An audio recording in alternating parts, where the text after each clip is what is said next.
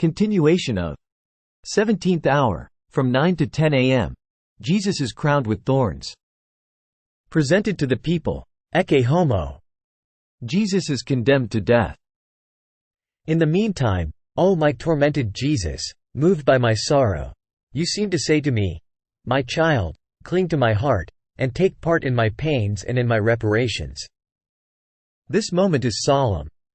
Either my death or the death of all creatures must be decided. In this moment, two currents pour into my heart. In one there are all the souls who, if they want me dead, it is because they want to find life in me. And so, by my acceptance of death for them, they are released from the eternal condemnation, and the doors of heaven open to receive them.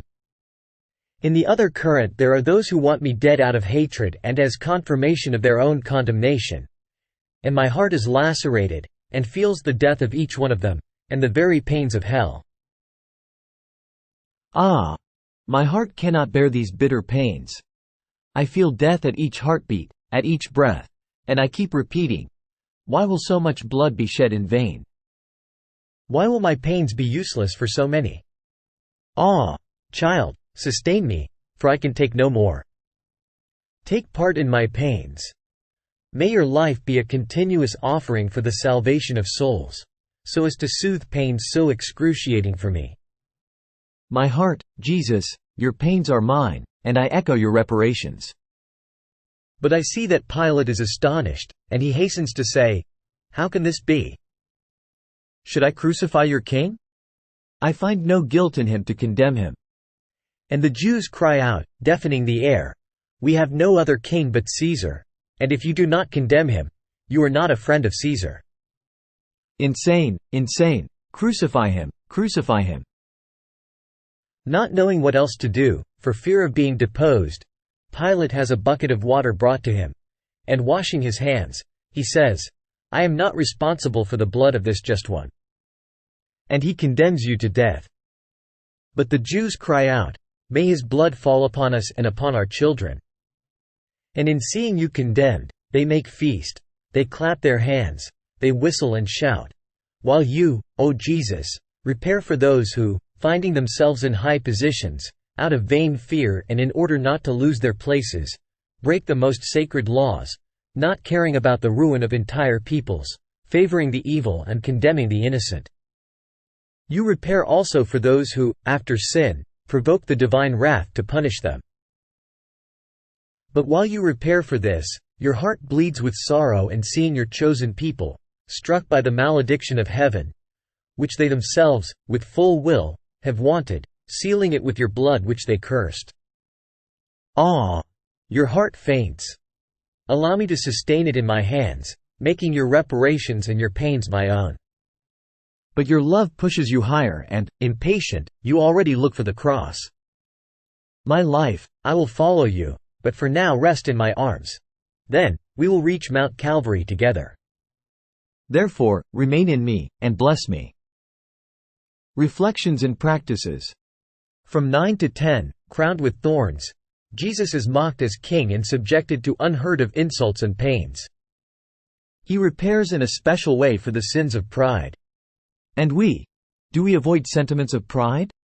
Do we attribute to God the good which we do? Do we consider ourselves inferior to others? Is our mind always empty of any other thought in order to give rise to grace?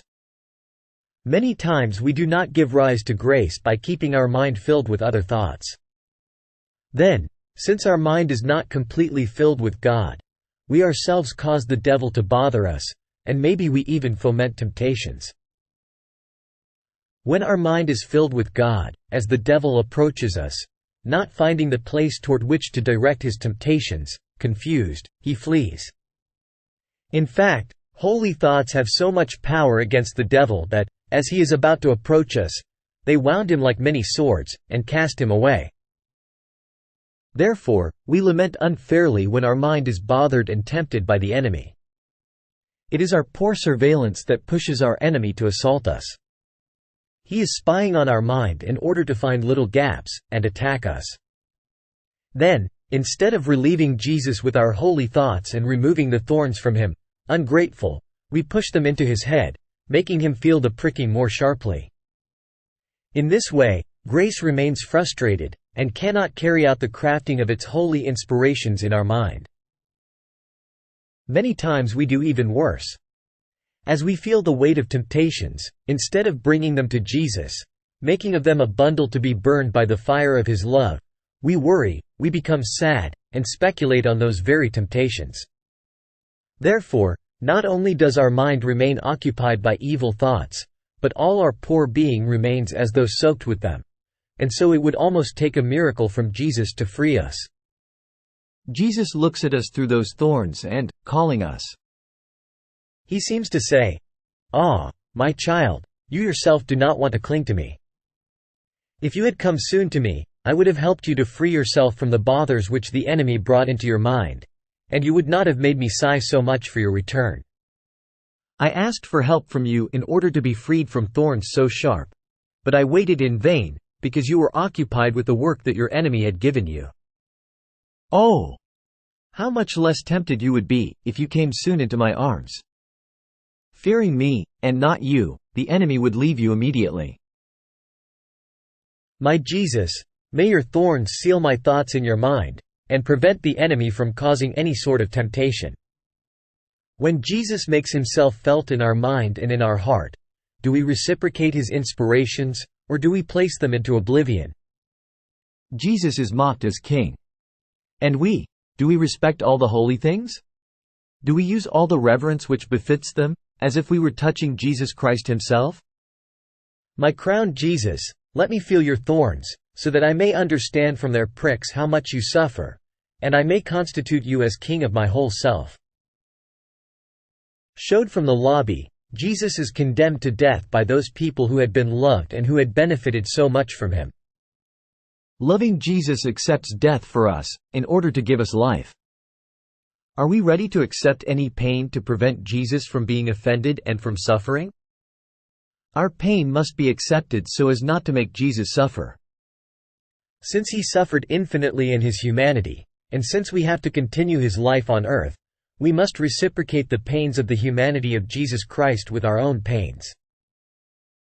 How do we compassionate the pains which Jesus suffers in seeing many souls being snatched from His heart?